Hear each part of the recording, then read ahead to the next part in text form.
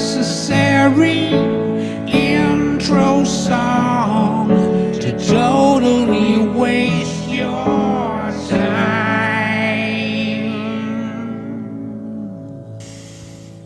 So I was wrong about gay marriage. Yep, I was wrong about it. Well, not really. Not really. Kind of I was wrong about it, and kind of I wasn't. My official position back then was that I was against all marriage. I was saying government should get out of the marriage business entirely. Marriage should be a relationship thing, a religious thing that should be between a couple and their community, their spiritual connections, their family, their friends, their community. That's what marriage should be for. It shouldn't be an agreement between a couple and the government. It should be between a couple and whatever their God is. And I wasn't a religious person, so basically that was a way of sidestepping the whole thing and saying, just keep me out of it. And that's really what my thing was. Keep me out of it. That's between you guys. If I'm your friend, I'll be involved in your life in many different ways, right? That's why if you invite me to your wedding, that makes sense. You're saying, hey, we're embarking on this difficult thing, living with another person for a long time. We're not going to be able to get along all the time. Please support us in this difficult, challenging, wonderful union where we raise kids and stuff. That makes sense, The people involved that you invite to your wedding are the people that should be involved in your relationship. It's a literal invitation to be involved in your relationship, and it makes sense. You want your friends and your family to support you in the most important endeavor of your life, which has historically been embarking to create a family. You want your support from people like that. But who the fuck needs support from some stranger? Which is 99.99999% of the rest of the world. Don't invite them in. You don't need to invite them in. It's none of their business. It's none of my... If you're a stranger, your relationship is none of my business. In fact, let me tell you something. Even if you invite me to your wedding and you're my friend, I'm a bad friend. So it's still not that much of my business. If I go to your wedding, I'm mostly just going because, hey, free triangle sandwiches. Fizzy punch. I'll take that. And honestly, I get a little emotional when I see people committing to each other and loving each other. I do. I'm gay when it comes to that shit. I'm a little queer. I'm a little fairy. I get a little verklempt when I see people, loving each other and committing to each other. I really love it. I really do. I like it. But not that much. It also kind of makes me sick. It also kind of bugs me. I got two sides to that thing. Like, I don't like hanging out with married people. I can always feel their tension. It's just like, the fight that they had before they got to my house, I can feel it. In a conversation with married people, I can feel, you're trying to debate something and the husband has one way of looking at it. The wife has another way of looking at it. Maybe you were friends with the wife first. And so that's weird too. And maybe you dated her, or, all this other weird shit. And so the conversation is just weird. I hate it when they have to look at each other before they answer things, meaning they're editing themselves because they don't want to get in trouble. Yeah, it's just a mess. So, that's why my position on marriage was, hey, keep me out of it. Keep the government out of it, because that's what the government is. The government is we, the people. I don't want to be in your bedroom with you. Okay? I don't want to be parts of your arguments. Nothing. They don't. You know what I mean? Even like my siblings that are married, when they call and they want to gripe about, or my dad when he was alive, would sometimes call and gripe about his wife, you know? And I'd be like, Dad, you got yourself into this. You're the one. You realize you're talking to a guy who has chosen not to get married. And why do you think that is? Why do you think that is, Dad? I'll tell you why. Because I saw you get into 3 marriages that don't look fun. And I saw my mom get into 3 marriages that didn't look fun. And I saw my siblings get into countless marriages that didn't look fun. And I saw my friends get into marriages that didn't look fun. In fact, most of all the marriages I've ever seen look miserable to me. Or at least they did, especially when I had to see them up close. Oh my gosh, my siblings. I got one sister. I went on a vacation with them one time, her and her husband, and she just berated him in front of their kid openly. Don't do that. Don't do that. You're doing that, baby. And I was like, wow, dude, how do you put up with this? How do you put up with this? I mean, she was just mean to him. And he's kind of a short guy, so he's got it tough anyway. But to have some mean woman just berating him in front of his child, I was like, oh my God, get me the fuck out of here. So yeah, my relationship with married people has been one of just divorce, bad news, bad news, bad news. I've got a couple of I got one stepsister, and her marriage looks good. It's like out of all of the marriages I can think of, there may be a handful of them where I go, that marriage looks fun, And this stepsister of mine, her marriage looks fun. She married a guy that's like her. They have the same tastes. They like the same bands. They wear the same concert T-shirts. They keep their hairstyles from the 80s. They're like, and they're, to me, from the outside, they look like they are living the life.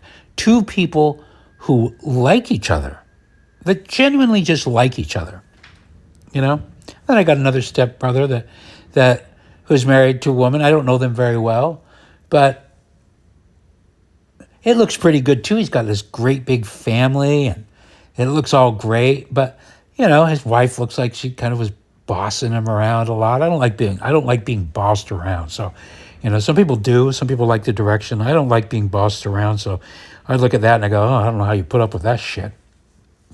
Somebody telling you what to do. Telling you how to eat, when to eat, where to sit, which fork to use.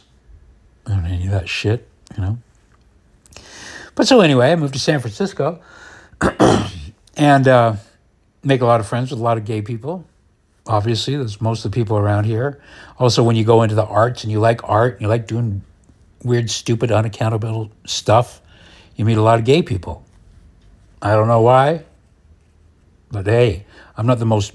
Testosterone over here. So it's just like, yeah, okay, I'm going to go to the land where everybody likes to decorate their house. I like to decorate my house. All right. So I meet a lot of gay people. And when they would bring up the topic of gay marriage, I would try to talk them out of it and go, why you got to get married?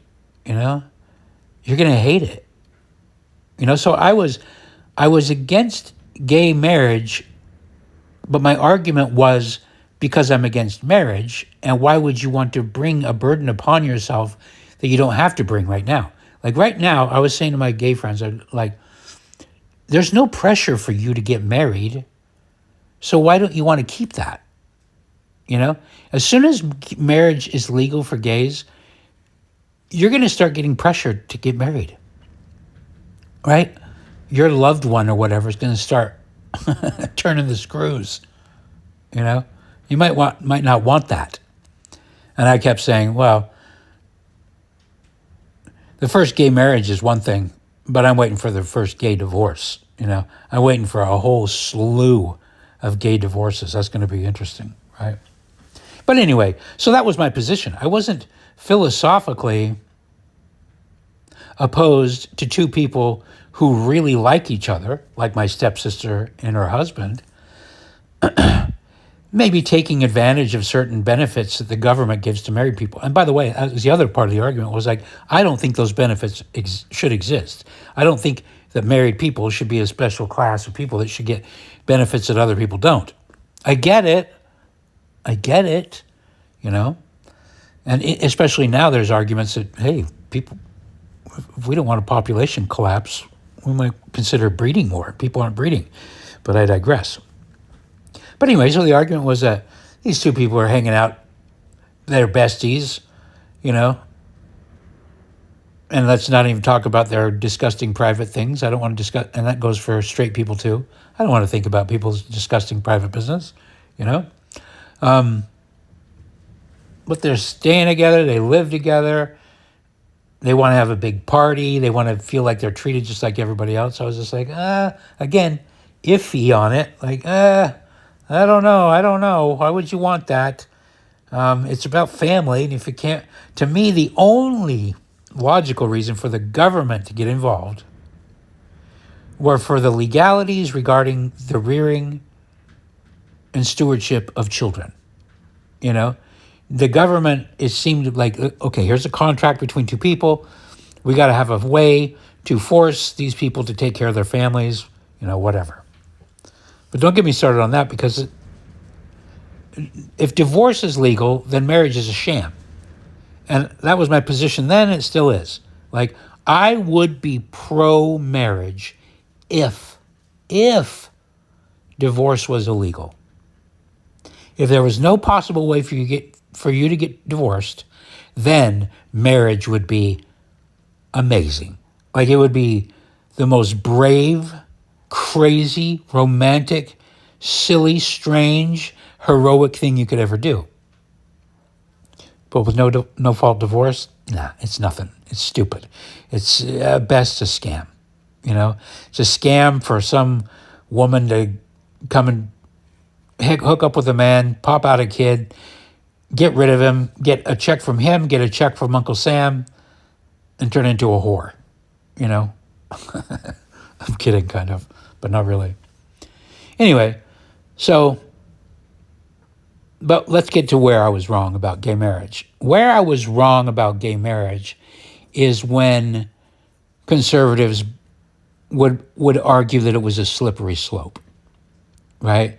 That it would start with gay marriage, but then it would turn into minor attracted people, drag queen story hour, and all this nonsense that we've got going on. Flags in kindergarten schools, transing children.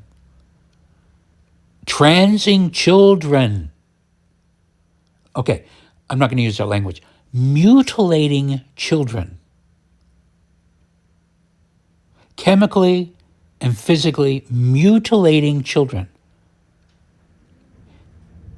Getting into their minds about their genitals, about their sexuality. Children.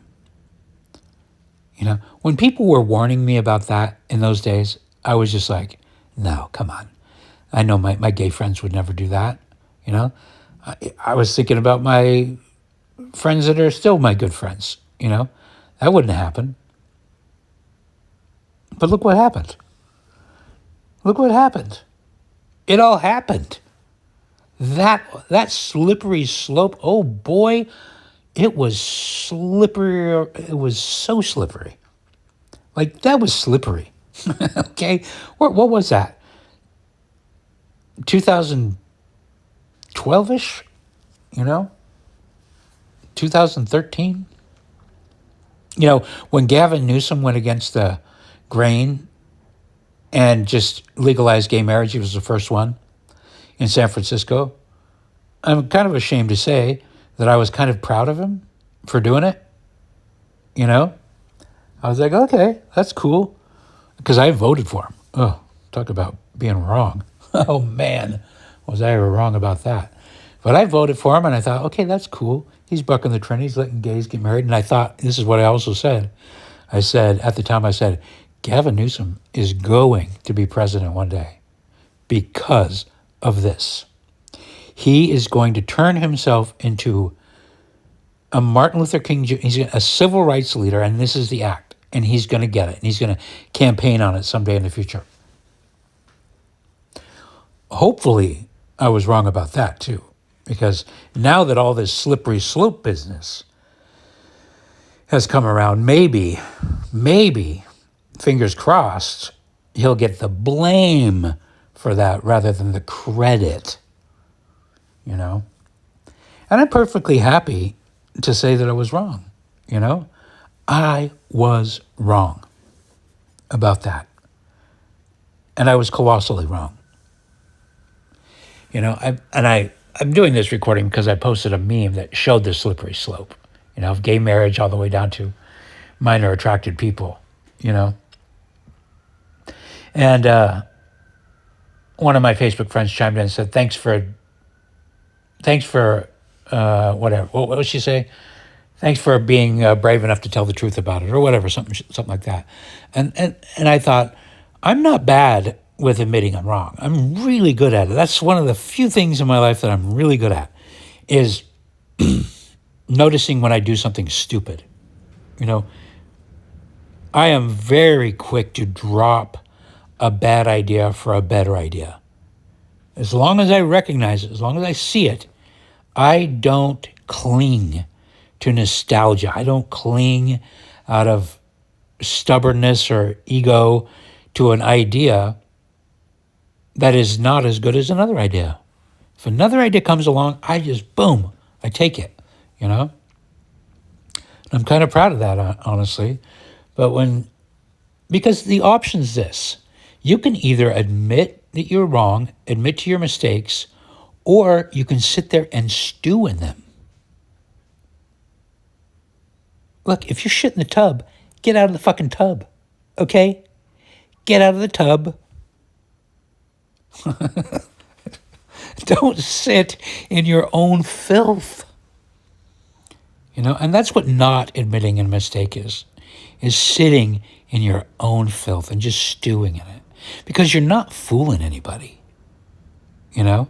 Maybe some person you met last week might be convinced that you've been right about everything always. You know, that all your opinions you have now were the same opinions you had.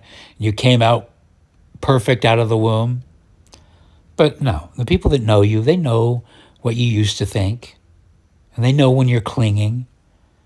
They know when you're not admitting. They know when you're clawing onto a bad idea. Do you think they're impressed by that? They're not. Nobody's impressed by that. Nobody's impressed by somebody who doubles down when they're wrong or when they're losing. It's pathetic. It's sad to see. It's heartbreaking to see somebody cling to their wrongness, knowing that they're wrong, knowing that others know that they're wrong, but they're too proud to just go, oh yeah, I was wrong about that. I used to be stupid. Now I'm not as stupid. I'm less stupid today because I made a mistake and I learned from it. And now I can clear my schedule to make brand new mistakes instead of just keep making the same old ones. I mean, it's not even, what's even fun about that? Keep making the same mistake over and over again. Carrying it around. I'm trying to think if there's anything that I understand the feeling, you know, the feeling of maybe in the heat of the moment, in an argument where you say something and somebody comes out with and you just don't like them, you know, and it's not even so much about the argument, but you just don't like the person, you know, and maybe you make some stupid argument or say some stupid thing, and then they come back with something that obviously refutes your stupid thing. And because of the emotion in that moment,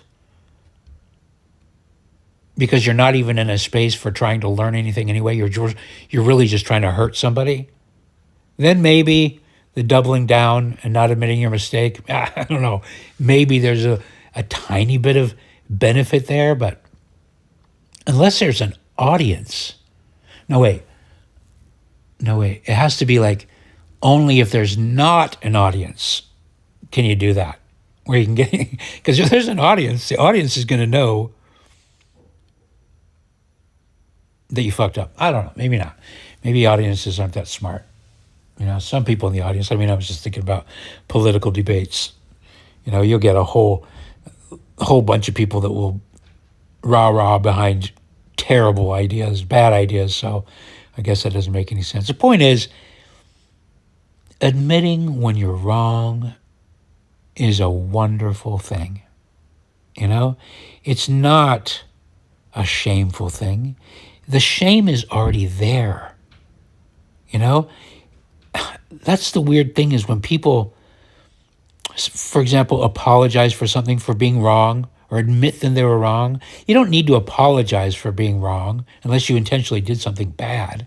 But admitting you're wrong shouldn't be an act of shame, And I think I've frustrated a lot of people I've dated and been friends with, because in my opinion, getting back to marriage, when I look at other people and their marriages, I look at them battling for power.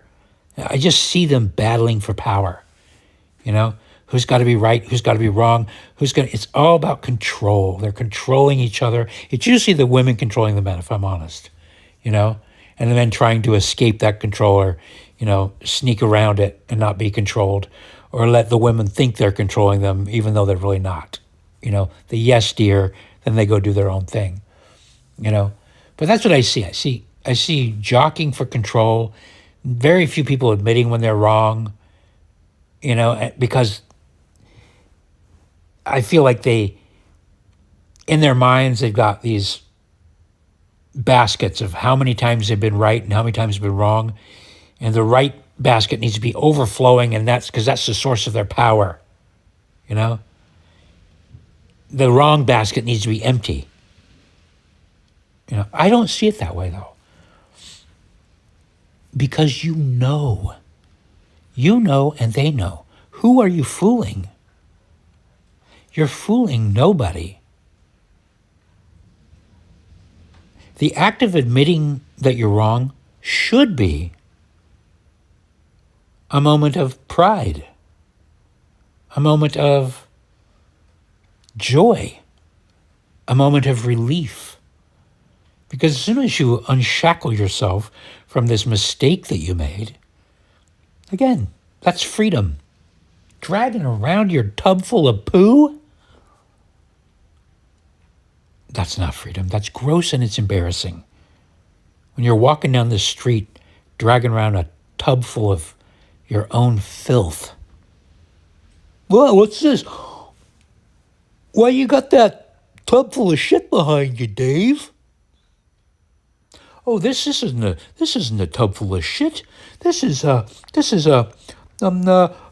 it? It's for my garden. Yeah, that's what it is. It's fertilizer. Only you would see it as a tub full of shit. This is fertilizer. Drag, slosh, stink. Everybody knows it's a tub full of shit. Cut the fucking chain and admit it when you're wrong. It feels good, It's I think it's basically repentance. I think that's why religions like to preach repentance, because there is that release that comes from it, It's like, oh God, I was wrong. Now I'm not wrong about that anymore. I can release my tub of shit. Anyway, I don't want to, maybe, the whole reason why I make these tapes is I don't know. I think it's probably because I was raised on a healthy diet of journaling. For whatever reason, Mormons teach journaling is a good idea. I come from a family of journalists, meaning people who write in their journals. And that's kind of what I'm doing here. I don't know why. There's no reason to, you know. But, on the chance that any of my gay friends would listen to this, I still love I let's just put it this way. I'm not in the market for friends right anymore. You know what I mean? My friends are birds and squirrels and the few friends that I have from high school from when I was really little. But, but when in regards to the slippery slope, I'm happy to say that most of my gay friends have not gone down that at all. And many of them are still texting me funny memes, and we still get together at Thanksgiving. And so I was kind of right about not my friends didn't go down that slippery slope. I still have gay friends who are respectable people to a degree. I don't like completely respectable people because they're not funny. And if you want to be around funny people, you kind of got to accept a little bit of wrongness in people, because, I don't miss hanging out with the San Francisco crowd at all. Well, not at all, but there are a couple friends. But like I said, the ones that I'm still in contact with, I still get the memes and I still, and I enjoy that, and that's fantastic. But it's not like I'm wanting to go get coffee or anything. But yeah, my memories of my hanging out with my gay friends who are flamboyant and audacious and over the line on a lot of things, to be funny, to have a good laugh, saying the worst things possible. Those are still good memories. I'm not going to say that they're bad memories. So when I say that I was wrong about gay marriage, I'm not wrong about loving the people that I've loved in my life, and caring about the people that I cared about and enjoying the company of the people whose company I enjoyed. It's not about that. So lest anybody get the wrong idea, that's not what I'm talking about. I don't know what I'm really trying to talk about is that when you sanction, I guess what I'm trying to say is everybody's going to sin and do wrong things and be bad, right? You're going to do some bad things and you're going to have some laughs when you're doing some bad things. And then you're going to feel bad about it, hopefully. And then you're going to keep yourself on a leash to make sure you don't get worse, So you don't do worse things. You don't have to top yourself all the time. No pun intended. But I guess that's the problem with the sanctioning of the gay marriage thing is that, and this doesn't apply to all, but for a lot of people, that sexuality stuff, and this is gay and straight people, has to do with self-control. And some people don't have a lot of self-control. You got this with whores around the world. You got this with dudes that just fuck everybody. You got that with gay dudes that just fuck everybody. And in my opinion, a lot of the gay men are just people who are super, super horny. And it's easier to fuck a bunch of dudes than it is to deal with a bunch of women. So to me, there's not really anything spiritual or holy about it. It's base, it's gross. And when you put your stamp of approval on,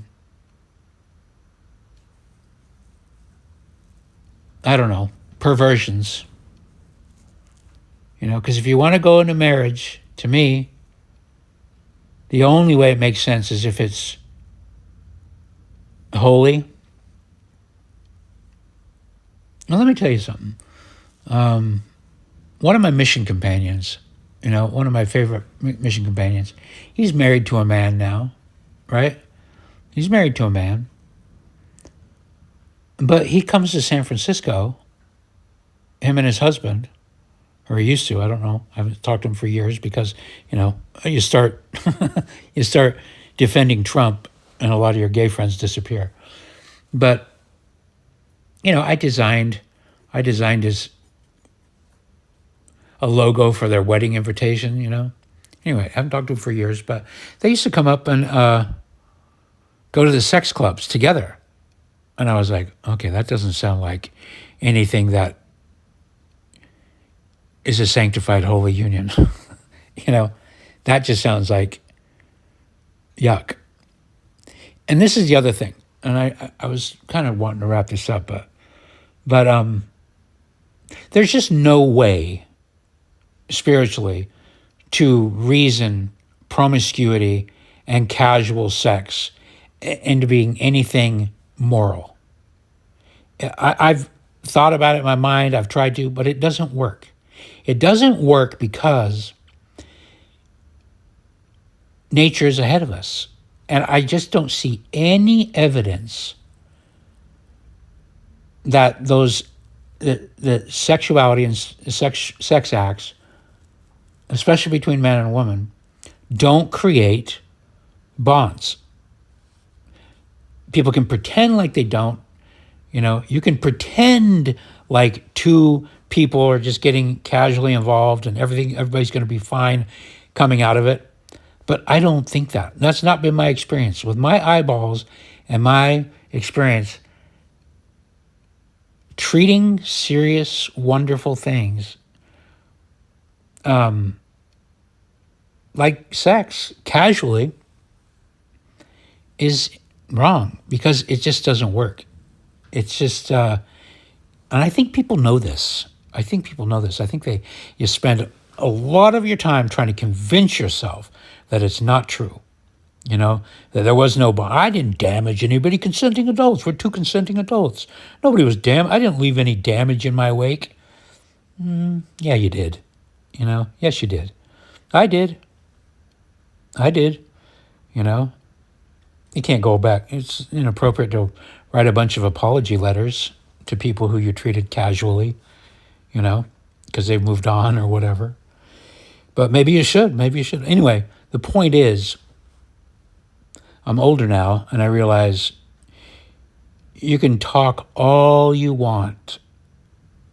You can try to convince yourself that the partnership between male and female to reproduce and create a family and all that crazy magic, the biology, the chemicals, the bonds, the love, you can try as hard as you want to convince yourself that that's not a miracle that